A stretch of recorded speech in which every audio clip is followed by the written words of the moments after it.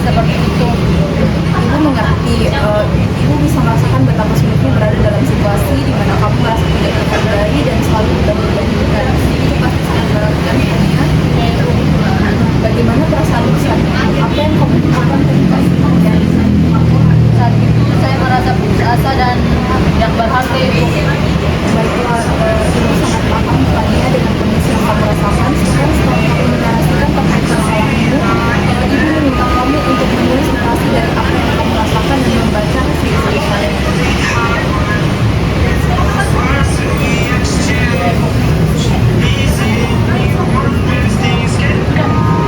Sekarang bisa kamu bacakan tulisanmu, kita bisa mendiskusikannya lebih lanjut setelah ini.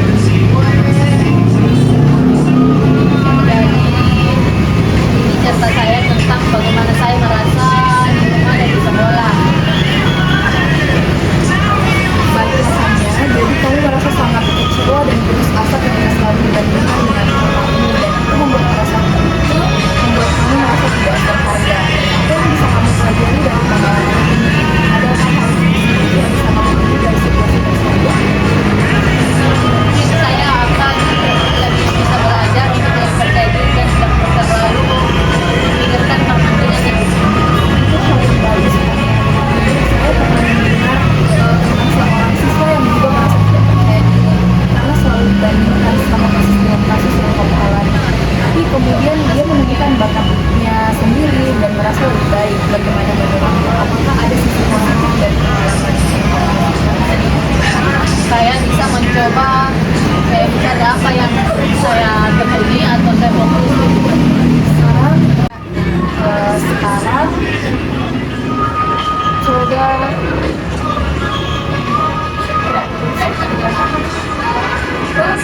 Oke, baik. sekarang bisa coba tulis ulang cerita kamu lagi, tetapi kali ini kita fokus pada hal-hal positif dan apa yang bisa kamu pelajari dari pengalaman. Meskipun saya dibandingkan dulu, saya bisa belajar untuk menemukan minat saya sendiri. Itu hebat Fania. Bagaimana perasaanmu tentang narasi baru ini? Apakah kamu merasa lebih baik melihat pengalamanmu dari sudut pandang ini?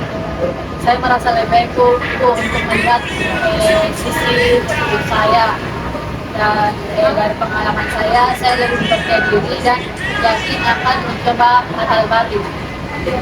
Fania, bisakah kamu merangkum kesimpulan dari pandangan baru yang sudah kamu buat? Baik Bu, saya pikir saya mulai lebih banyak berreaksi dan fokus untuk hal-hal yang positif dan saya juga akan belajar bahwa meskipun sering diejek atau dibandingkan itu adalah hal yang wajar dan saya akan belajar dari hal tersebut. Itu adalah langkah yang sangat bagus yang Fania ambil. Saya yakin dengan Fania fokus pada hal yang positif itu akan mengubah cara pandang Fania pada diri Fania yang negatif. Jika seperti itu, apa ada hal lain yang ingin Fania tambahkan dalam pernikahan ini? Sepertinya cukup Bu, terima kasih banyak atas bantuan. Oke, baik Fania, sebelum kita mengakhiri sesi konseling ini, bisakah kamu merangkum kesimpulan pandangan baru yang sudah kamu buat?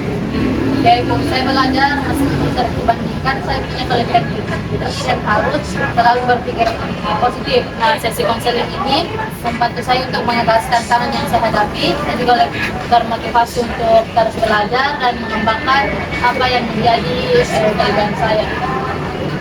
Bagus sekali Fania, Ibu sangat bangga dengan keterbukaan kamu hari ini. Dan untuk mengevaluasi prosesnya, kira-kira kapan kita melakukan pertemuan lagi? Mungkin pekan depan ini saya akan berkonsultasi kepada ibu. Baiklah, kalau begitu hari ini kita cukupkan sesi konsultasi dulu Fania. Saya ingin mengucapkan terima kasih atas kerja keras Fania dan komitmen Fania untuk mengatasinya dengan ini. Baik Ibu, kalau begitu saya mengucapkan banyak terima kasih. Terima kasih atas saran-saran yang diberikan. Dan saya merasa diri saya lebih percaya diri sekarang. Jika kamu membutuhkan bantuan tambahan Fania atau apa yang lebih lanjut, silakan untuk kamu ya. Terima kasih Bu, sampai jumpa kembali.